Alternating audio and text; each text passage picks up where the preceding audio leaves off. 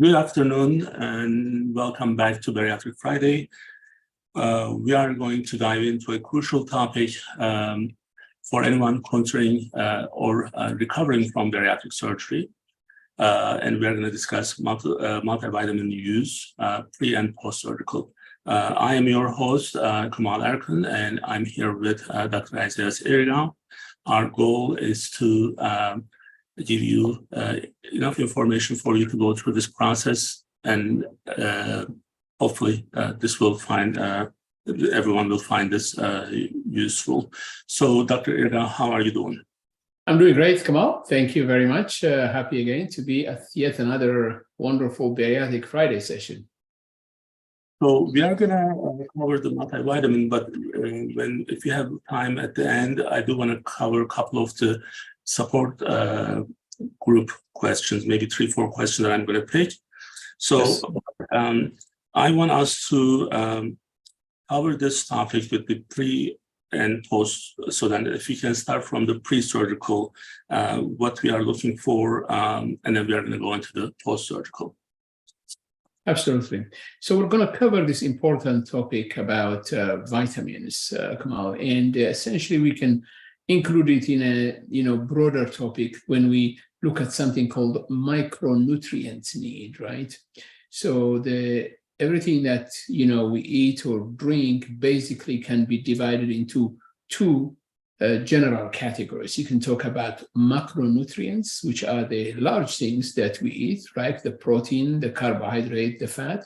And then you've got the micronutrients. And we call them micro essentially because the amounts we need of each of these substances are very, very small. And yet they are extremely critical and important for our health and survival.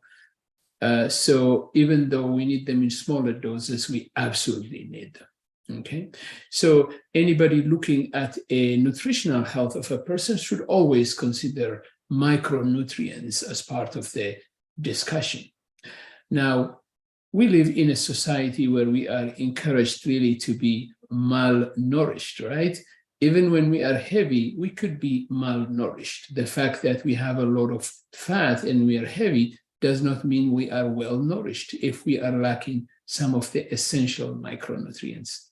And that may have to do with the kind of environment we live in, where we don't have ready and immediate access to fresh food. So many of the very important micronutrients that we should be getting from nature, we may not be able to get them because many of the foods that we consume to a large extent may be processed foods.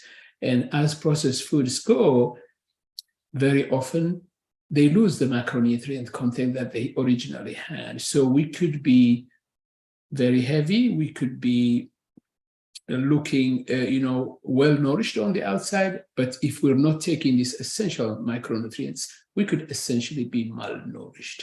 So our assessment of nutrition starts definitely before surgery, before bariatric surgery, and then of course it is very, very critical after the surgery, because the surgery itself makes some important changes in how our body processes food, in how our body digests and absorbs nutrients, which means that the issue of micronutrients is going to be even more critical after surgery, right? So what do we do before surgery? Well, as you know, one of the first things we do after our consultation is we order a very wide spread of laboratory tests, and this will include many of the vitamins and micronutrients that I'm talking about as well. And that will give us an idea on how well nourished that person is when they first come into our practice. And very often we'll actually find very common deficiencies. For instance, many young women will have vitamin D deficiency, even profound levels of deficiency. And vitamin D is a very important component of the macronutrients we'll need. And so when we discover that, the first thing we do is to prescribe large amounts of vitamin D to restore their stores, essentially. So once we have this idea, through the process of preparation, one of the critical things that we do, Kemal, is education. We educate people about nutrition. And part of that education regards the importance of micronutrients, the vitamins, the minerals that we do, right? So we will be making sure that patients are taking multivitamins on a regular basis, if even before the surgery. And then depending on what type of surgery we end up looking, we will be educating them about the need for even higher doses of the multivitamins and maybe even separate prescriptions of some of the minerals and vitamins that they may be needing. So that's in general the approach that we have, right?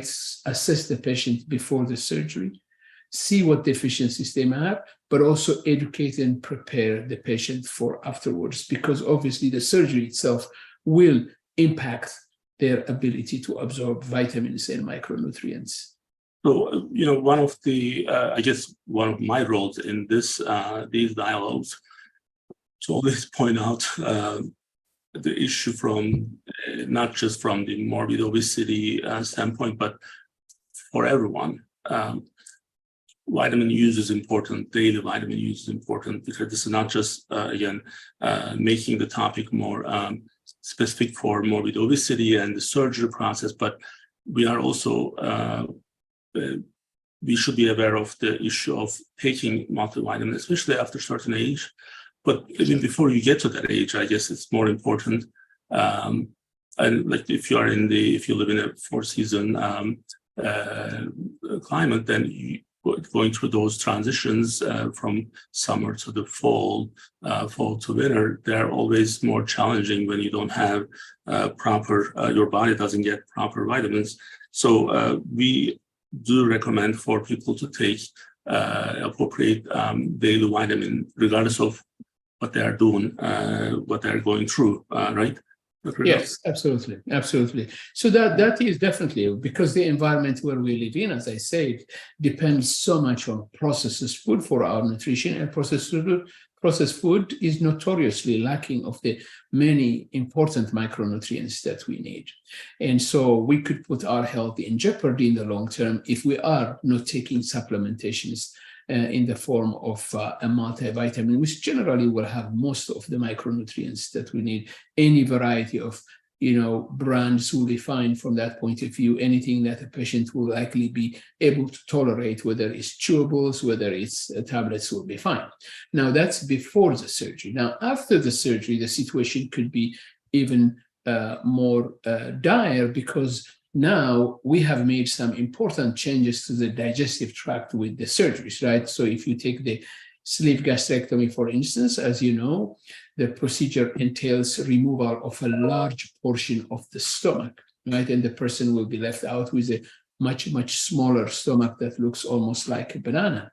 And then if you go to procedures like bypass or the duodenal switch, you will even have an added rerouting of the intestine, which will actually decrease the amount of small intestine that is available to process and absorb nutrients. So with those changes in place, it's going to be imperative that we actually have additional vitamins on board.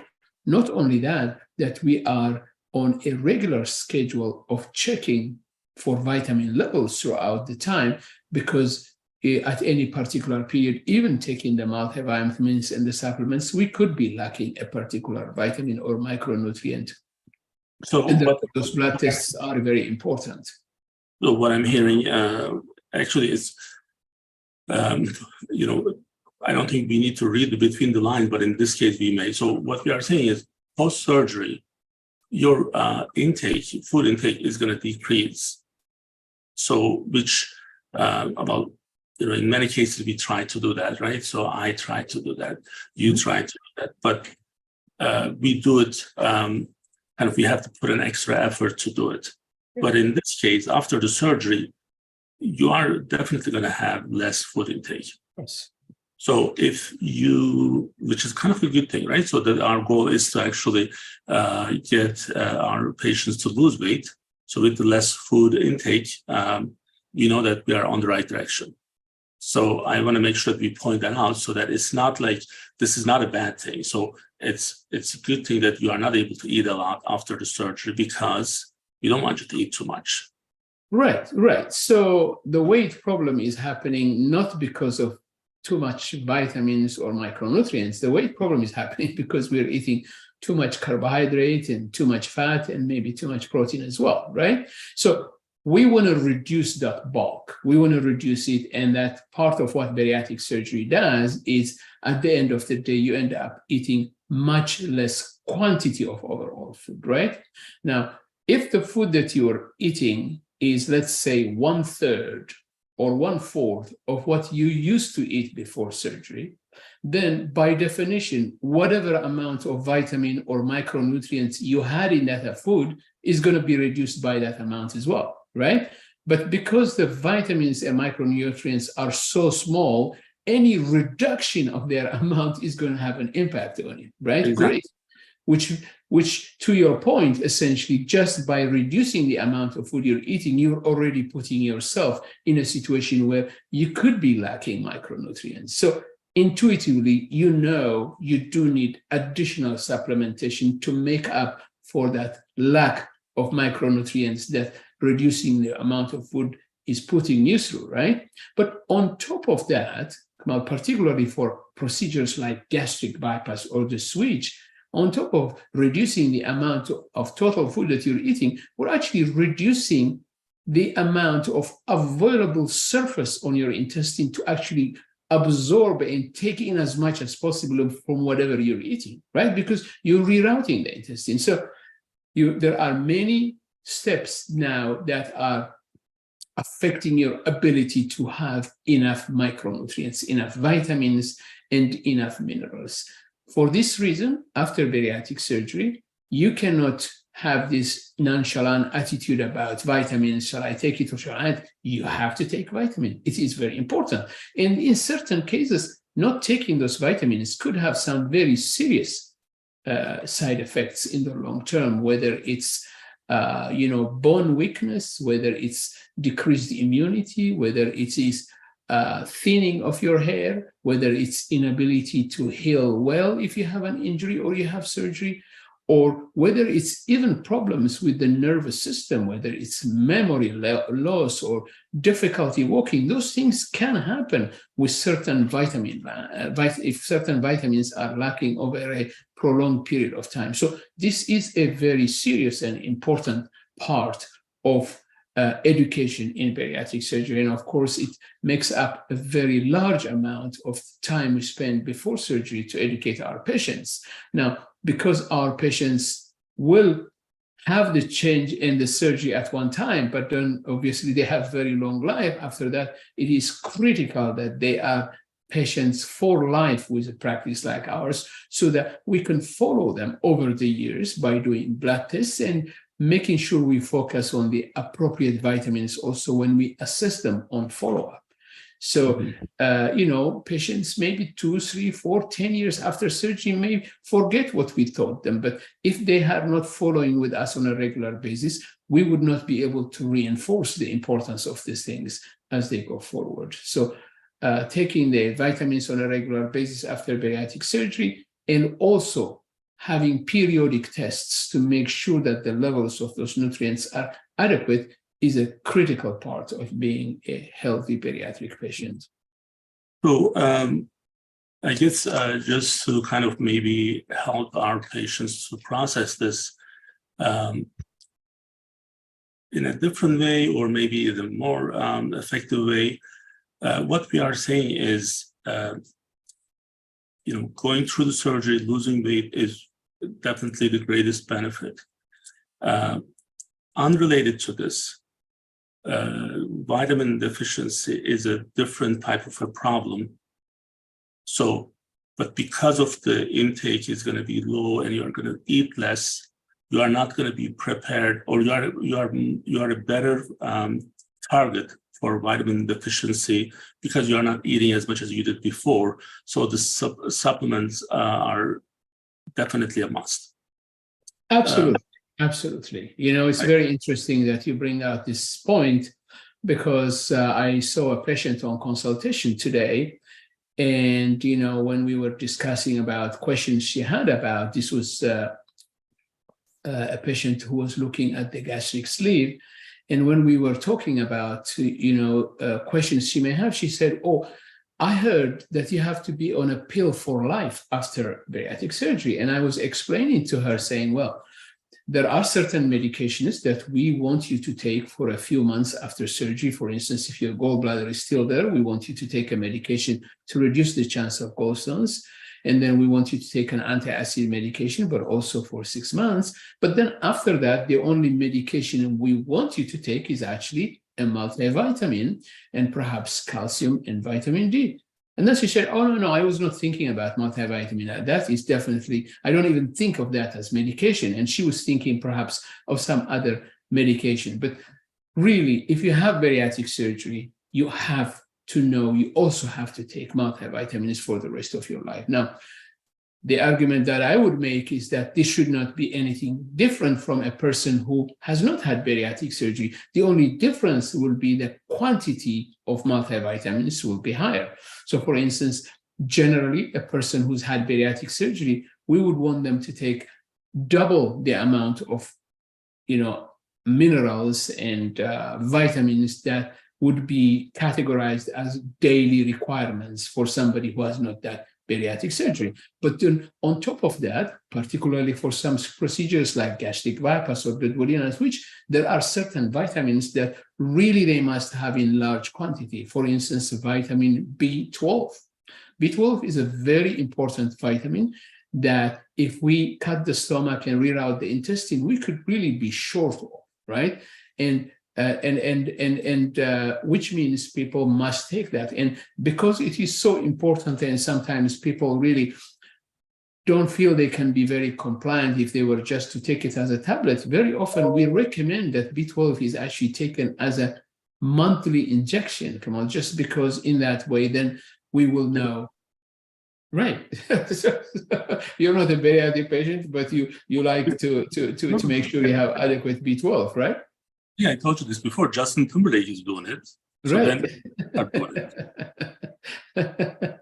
So B12 for that point is important. The other ones that are really critically important on top of the multivitamins to talk about is vitamin B1, or thiamine. That is also very important. And it is important because not only, we may be deficient because we're not taking enough of it, but sometimes patients, particularly early after surgery, if they feel nauseous or even if they throw up, they can become very quickly deficient of that vitamin. So one of the things we do, for instance, if people come to the emergency room or to the hospital, is to give them IV fluids, but add vitamins in that IV bag so that we are supplementing them those vitamins as well. The other vitamin that we want them to take is folate. That's also very important. And then I did talk about vitamin D, which is really something that is very, very commonly deficient in many of our patients, even from the get-go before we do bariatric surgery. Now, among the minerals we talk about, of course, iron is a very important one. And for most people, whatever is in the multivitamin may be sufficient, but particularly in women of childbearing age, they may require more iron just because of their monthly periods. They may be losing some iron, which means that their supplementation has to be high. So very often we will see patients who've had gastric bypass and they are of childbearing age. They really need to be up to date with their iron levels because the iron stores may not be quickly repleted just by taking the iron that they find in their multivitamins, and they may need really additional supplementation as well. So checking iron levels is very important. Other minerals we think about include things like zinc, copper, selenium, which again are needed in very small quantities. And the vast majority of people who take multivitamins should not have problem with the levels of these minerals. But if you don't take the multivitamin, then of course you could be faced with that possibility. So now again, every time we repeat these sessions, I hear or I maybe pay attention to different things. So one part of this issue is being able to recover and prevent the complications. So as we have the surgery, our body is going to need more support, right? So because it has to Absolutely. So the other thing is, this is going to be more long-term. As we decrease the food intake, then we have to really position ourselves for what may be accumulating in time. So those two different angles, that's important. Now, chewable versus tablets, any preference? So it is interesting. I think in general, post-bariatric surgery, I think you are more likely to get the full amount with the tablets as opposed to the chewable, right? Now, again, I would want to be clear here that if a person has really aversion to tablets, and there are some people who just cannot swallow tablets, they cannot even take an aspirin, let alone multivitamins, which can be, good size pills sometimes. Then, of course, they can take the chewable, and we will be, following them closely to make sure they don't, fall behind in terms of the levels, especially of the more important vitamins from a bariatric point of view. But generally, if they are able to take pills, I would encourage them to take pills. So one of our patients on the YouTube is saying that he's been taking, in the last 20 years, he had the surgery by you, and he still takes his multivitamins daily. And he said that you are an amazing surgeon and a person. Thank you. So, Thank you. And we agree with that. So in terms of the checking the levels of the vitamins, I think this is with the blood work, right? So how often they should be doing that right now? So generally very early, we like to do it at the 6 months after bariatric surgery. And perhaps for the first 2 years, check it every 6 months. After that, yearly would be fine, particularly once we've established that there is good compliance and follow-up of that patient with regards to taking their multivitamins on a regular basis. Now, every 3 months? 6 months. 6 months, yes. 6 months. So it is obviously, it could be a challenge. There is no question about that, particularly when we have a busy life, remembering that you have to take, 2 multivitamins, perhaps 2 calcium tablets, perhaps vitamin D as well, or even B12 on top of that. That can be daunting sometimes. But, thankfully, one of the advantages in living in this modern society is that we can really organize our life in a sensible way so that we don't really run into problems. For instance, people can think about setting an alarm at a certain time of the day where they would take their medications. They could have those little, tablet containers that. What I do, like I have those days, and then every morning it's in the same spot. So I take them. Right. And there are generally, taking them with food would make it more tolerable, as opposed to taking it on empty stomach. Although certain things like, iron, for instance, we would not want to take it with, dairy products because, or coffee, because that the absorption may not be as good with those things. But generally, multivitamins, if you take it with food, you are more likely to tolerate it better and feel less, uncomfortable or sick because of taking that tablet. Absolutely. All right. I think as we also have, covered this topic so many different times, and this is now on our YouTube channel in its own specific playlist. Mm-hmm. Mm-hmm. You can actually watch maybe different times that we did this, because sometimes we focus on one thing a little bit more than the others. Yeah. But the main point is from the program, you are going to get orders from pre and post surgical, and then these are the things that we need to have. Just follow the orders of your surgeon. Nutritionists who are part of the program, primary care. In many of the cases, they are part of the program. Mm-hmm. That would be the most important thing. But just to remind everyone again, we are taking vitamins on a daily basis. Right. So this is not like you're a victim of any disease or anything. This is just like you should be doing it regardless. So hopefully that kind of makes this kind of clear for everyone. Now, can I just add one more thing before you go to something different, Kemal? I just want to reiterate. So with all bariatric procedures, we do need multivitamins and micronutrients and the minerals, right? But the quantity of requirements, particularly of some of the vitamins, can differ from procedure to procedure. So just off the bat, for instance, if somebody has had the gastric band, they are less likely to require the amount of multivitamins that we would want with the other procedures like the sleeve or the bypass.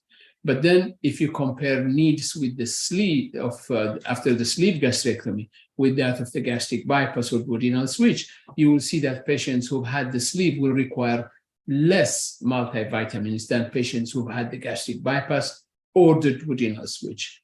And the reason for that is with the sleeve, the only change we made in the digestive tract is making the stomach smaller.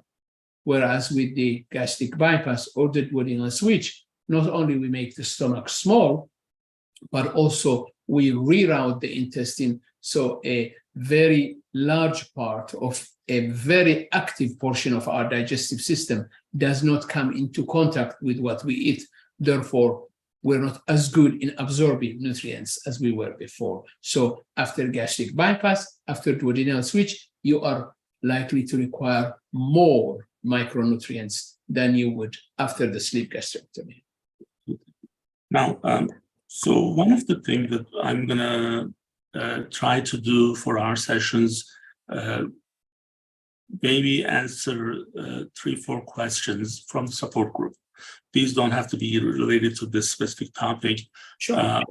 But I think it's because we are doing this on a regular basis, so it's good for us to answer some of these. And it's, when I see some of these issues, usually we refer those to the providers in our practice. But one of the most kind of like, not a lot, it's not too common, but I think even after patients are following, they still complain about CPAP utilization.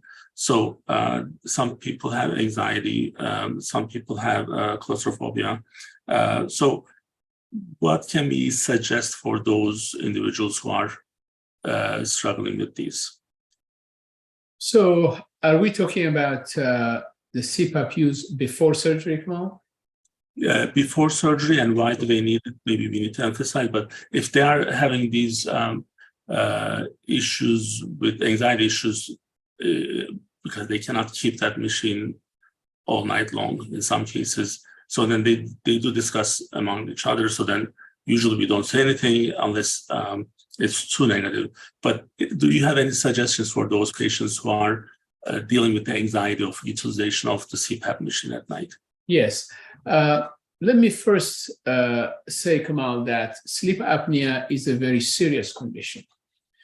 It is a condition whereby a person may not breathe optimally through their sleep, okay? And because of that, their oxygen level in their blood or the carbon dioxide level in their blood could be highly abnormal, and that could affect their heart, their blood pressure, and that could be dangerous. But more importantly, if for any reason their body is not able to react quickly to the fact that their carbon dioxide, for instance, is rising, that could be very serious. And people have actually passed away in their sleep because of sleep apnea. So treating sleep apnea is very important. With that premise, however, we know that 90% or more of the patients that we see with sleep apnea, Kemal, the sleep apnea is directly related to their weight, right? So ultimately, the most important treatment we can provide is actually bariatric surgery and adequate weight loss. That, in the vast majority of time, will take care of the sleep apnea, right? But what do we do in the meantime as they are preparing for the surgery and then immediately after surgery? Well, the classic treatment that we have right now is the CPAP machine, and most people tolerate that fine, and some people actually find it liberating because suddenly they sleep well once they are treated with the CPAP machine. But understandably, for many people, it's a very uncomfortable prospect. I mean, I think of myself, if I had sleep apnea and I had to wear the mask and put it there, it's hard enough to find a comfortable position to sleep, Kemal. Normally, with the mask in place, I can see how people would be very... You get extra right. So right. you have support those on the side. then because I think, Dr. Irgau, here's the thing. Let's take morbid obesity and this bariatric surgery out of this. Sure. When we don't sleep well, when you have this condition, because remember, we don't make the CPAP required unless their AHI is 15 and over.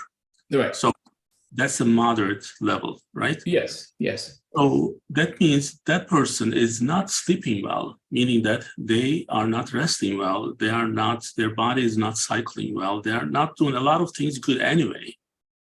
So that makes them kind of like setting them up for a failure in many cases, because now throughout the surgery, after the surgery, recovery and all that, they're going to have the same struggles that everyone else is going through, but without the proper support, they are going to have more difficulties, right? Absolutely, absolutely. All very valid points. The question is, if they are not able to tolerate it for whatever reason, the question is, and this point comes up very often, because we want our patients to be well prepared for anesthesia. We want our patients to be able to have the best support, right? So if they are not able to tolerate the CPAP machine, we need to make sure that the main problem is addressed, which is the bariatric surgery. Now, in the past, and I'm talking about maybe 20, 25 years ago, which ancient time for some people. In those days, particularly when patients used to stay in hospital for a long period of time after bariatric surgery, maybe bariatric surgery was being done in an open fashion with a big wound, and patients were requiring a lot of narcotic medication, which if you have sleep apnea and on top of that you take narcotic medication, that's a very bad combination, right? Really bad combination. Now, in those days, clearly surgeons were way more nervous about sleep apnea than we could be now, because first of all, the surgery is done in an outpatient setting. It's done laparoscopically. And then more importantly, Kemal, we actually hardly use any narcotic afterwards, right? Once people are discharged. Of course, we have to counsel them about the importance of not taking anything that could be sedative, whether it's alcohol or whether it's a tranquilizer or an anti-anxiety medication, because we want them to be able to react quickly if that happens, right? Now, the best policy would be for them to have the CPAP machine, and that's what we try to do all the time. But when there are patients who actually cannot tolerate that, my view is to really take them through the process very, very carefully, with good consultation between us and anesthesia and appropriate education of the patients. But obviously, they need to have their weight off. That's the most important thing.